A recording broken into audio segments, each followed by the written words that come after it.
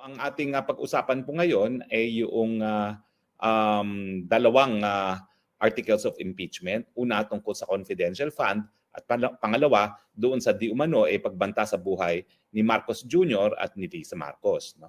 Well, bago po tayo magpunta dito sa dalawang articles of impeachment na ito, ulitin ko lang po sinabo natin kahapon no?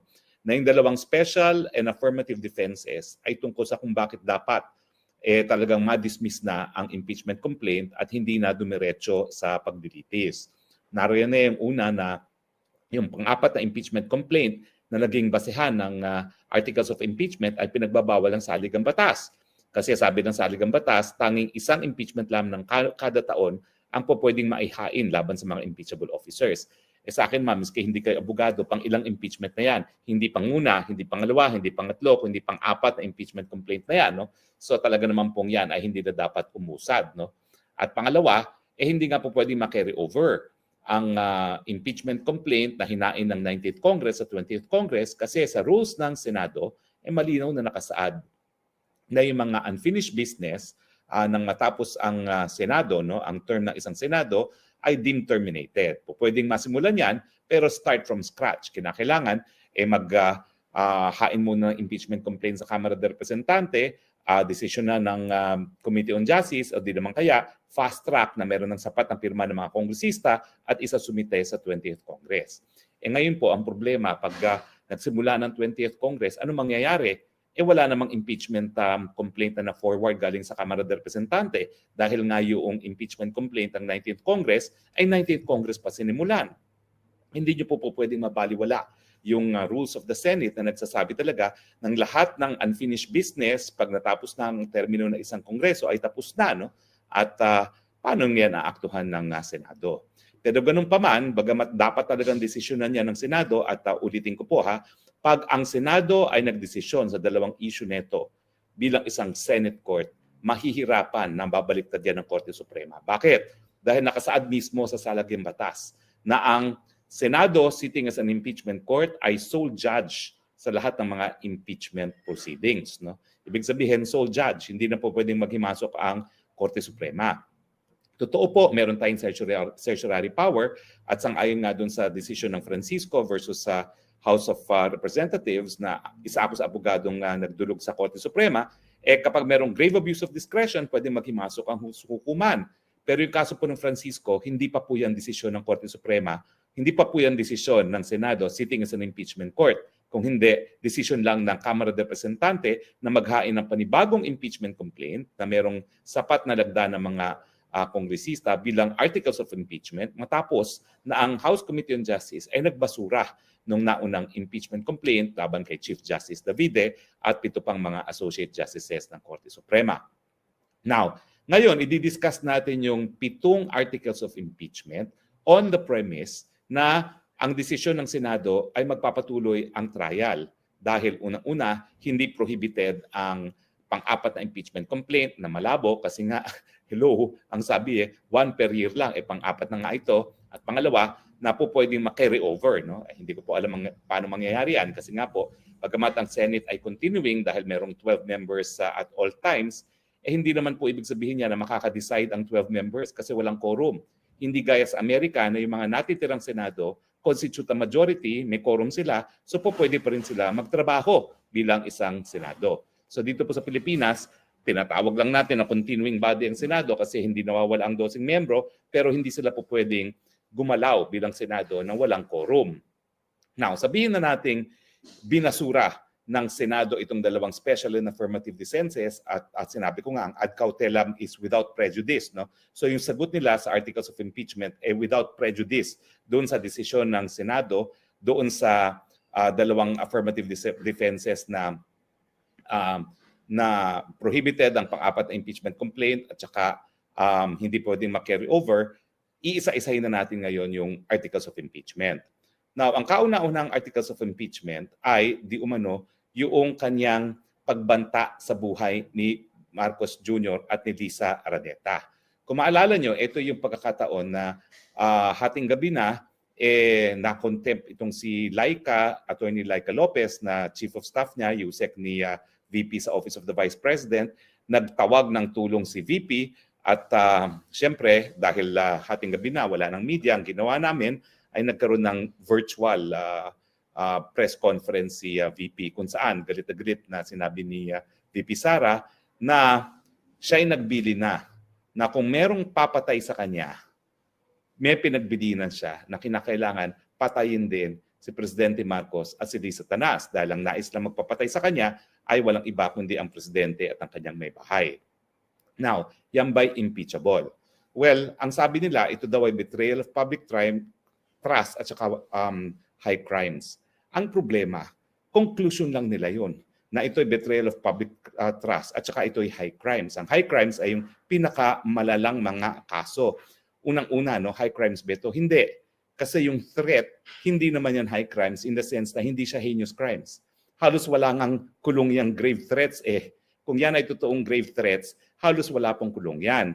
Pero ang problema dun sa articles of impeachment, eh hindi naman inallege kung bakit naging krimen itong pananalita ni VP Sara.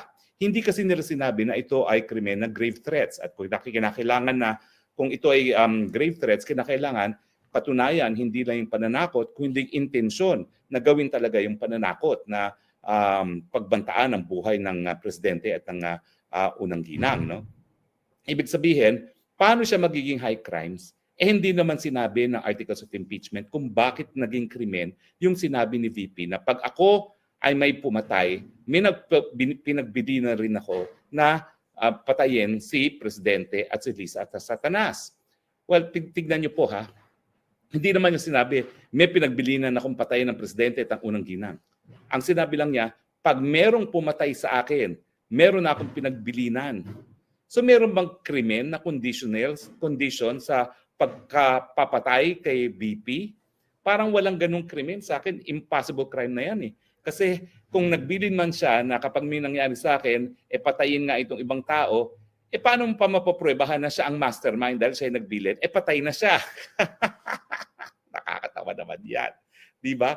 Parang impossible crime na nag-utos ka na matapos kang malibing. No? Pero ang importante, doon sa sagot mismo ni VP Sara, sinabi niya na kinakailangan purebahan yung krimen ng grave threats. At hindi naman ipinakita, hindi man lang inallege doon sa articles of impeachment kung ano yung mga elements of the crime ng grave threats at bakit lahat ng elemento ay present doon sa facts na nangyari. Ang facts naman dyan, mainit ang usapin dahil nga pilit na pinapalipat sa Correctional Institute itong correctional facility itong si Attorney Laika Lopez at mainit ang ulo ni VP Sara na sinabi niya na alam ko na meron na silang inutusan na para patayin ako. Pag may nangyari sa akin, pag ako napatay, meron din ako inutusan na patayin si Marcos at ang kanyang asawa. Anong krimen yan? Hindi naman nila sinabi kung bakit naging grave threats yan. Kasi hindi siya enforceable ngayon. Hindi siya utos ngayon na patayin. Kinakailangan, meron munang pumatay kay VP Sara. At again, ang sasabihin ko po sa inyo, pag siya nga ay napatay, paano pa siya mag-uutos? Patay na siya. Diba? So kinakailangan kasi ang articles of impeachment, kung ito ay high crimes at betrayal of public trust, sabihin naman kung bakit naging betrayal of public trust yan.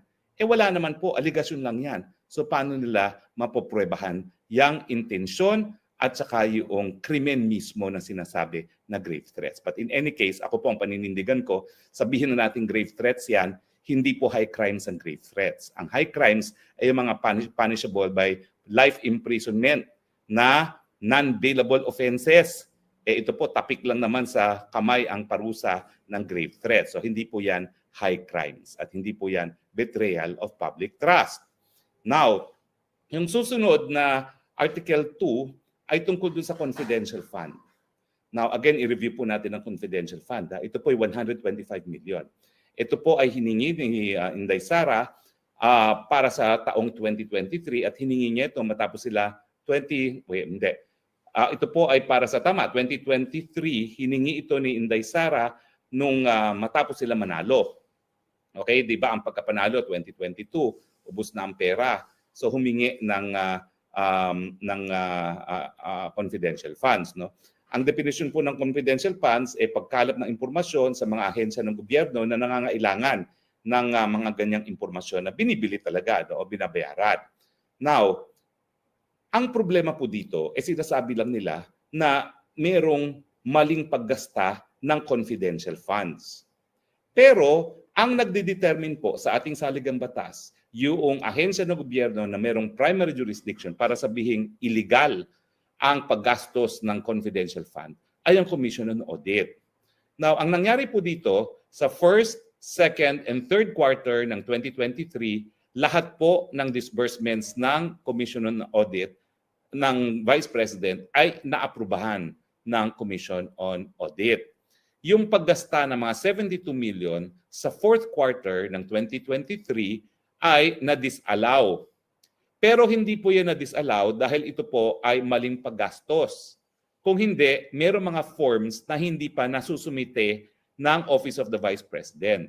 Iba po yung disallowance dahil mali ang paggastos o linustay or binulsa doon sa disallowance na mayroon lang kulang na mga forms. Kaya lang naman po na disallow yang third quarter na 72 million na intelligence funds ay dahil may mga kulang na mga forms na dapat isumite ng Office of the Vice President. Pangalawa, hindi pa po pinal yung disallowance na yan. Alam niyo po kasi sa COA, kapag merong disallowance, po pwede ka namang umapila doon sa Board of Commissioners ng COA mismo. At hindi pa po nare-resolba kung tama ba yung naging finding na Commission on Audit na merong mga forms na dapat pang isumite. Hindi pa po yan nare-resolba, yung apila na yan. So paano ngayon magdedesisyon ang Senado kung tama ba o mali yung paggastos sa fourth quarter ng intelligence funds ni VP Sara? Uulitin ko po ha, in fact hindi na issue kung tama o mali yung paggastos. Kaya lang siya na-disallow dahil kulang daw yung forms. So kung madi-disallow, kung mapapatuloy nga yung disallowance dahil kulang ang form, ang gagawin lang ni VP Sara ay magsusumite ng mga karagdagang form na hinihingi ng Commission on Audit. Di ba po? Dahil wala namang finding na linustay ang pera o mali o di naman kaya maggarbo ang paggastos ng mga confidential funds na yan. Ngayon, siyempre, pinalalaki nila yung issue ng mga piatos, use of pseudonames. Now, hindi po inaamin ni VP Sara na yung mga sinasabi nilang piatos, yan yung mga ginagamit na pangalan. Pero standard po yan sa confidential fund na talagang gagamit ka ng pseudonym. Kasi confidential nga eh. May kinalaman sa national security. May mga banta sa mga buhay na mga nagbibigay ng impormasyon sa gobyerno kung sila ay pangangalanan. So tanggap po talaga ang paggamit ng intelligence fund, ng confidential funds para bumili ng impormasyon sa mga bagay-bagay na nakakaapekto sa national security. At naintindihan naman natin kung bakit bilang Vice President, yung tagapagpatupad din ng batas at bilang kalihim ng Department of Education, dahil alam naman natin na mga komunista ay pilit na pinapasok ang ating mga eskwelahan, talagang kinakailangan nating ma-monitor kung anong ginagawa ng kalabang natin ng gobyerno na ang teroristang CPP-NPA. So ang sinasabi lang po ni VP Sara dyan, walang issue doon sa mga paggastos ng confidential fund doon sa 125 sa first, second, and third. Ang naging issue lang ay yung sa fourth quarter at ito ay ang issue of form. Hindi naman po yan issue na mali ang paggasta. Ulitin ko po ha, walang mali doon sa paggamit ng mga pseudonames, yung mga piatos-piatos, pero hindi nila inaanamin na yun ang ginamit ng pseudonym. Kasi confidential funds, hindi nga dapat dinidiskuso yan sa publiko. Dahil yung mga nagbibigay ng impormasyon, lalong-lalo na sa mga gawain ng teroristang CPP-NPA, kapag siniwalat kung sino talaga sila, maging mitya ng buhay nila. Alam naman natin na mahilig mag-purge ang CPP-NPA. Natural, hindi nila papayagang mabuhay yung mga nag-i-squill ng impormasyon tungkol sa operasyon ng CPP-NPA.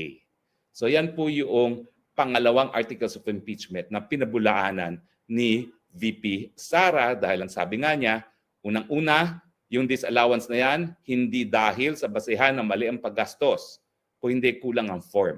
At pangalawa, hindi pa pinal. So, paano magdedesisyon ngayon ang Korte na Senado o di naman kaya ang Ombudsman na mali ang pag-disburse ng confidential fund ng fourth quarter, hindi pa natatapos yung apela ng OVP sa Board of Commissioners ng COA at nakasaad sa saligang batas na ang ahensya na mayroong primary jurisdiction para mag-desisyon kung mali ang paggasta ng kabanang bayan ay ang Commission on Audit mismo at hindi ang mga ordinaryong mga hukuman. So nakikita na natin na yung mga di umanong pinakamalakas na articles of impeachment, kung hindi madi-dismiss ang impeachment itself sa simula't simula pa lamang dahil walang jurisdiction, ay ampaw. Paano magiging impeachable ang mga salita na hindi naman napapatunayang naging krimen? Hanggang ngayon nga meron pang nakabinbin sa piskalya kung merong probable cause for grave threats yung mga nabanggit na salita ni VP Sara. Bakit? Ulitin ko po, no? Hindi naman yan pag-amin na meron siyang inutusan na patayin ang presidente at ang first lady. Ngayon, ang pag-amin ay kung siya ay mapatay, meron din siya pinagbilinan na patayin ang presidente at ang first lady. Yan ba'y utos ngayon na dapat gawin ngayon? Di ba hindi? Anong krimen yan? Impossible crime. Kasi pag yan ay pinatupad, patay na si VP Sara. Paano mo mapapanagot ang isang namatay na? Kaya ang tawag ko nga po dyan ay impossible crime.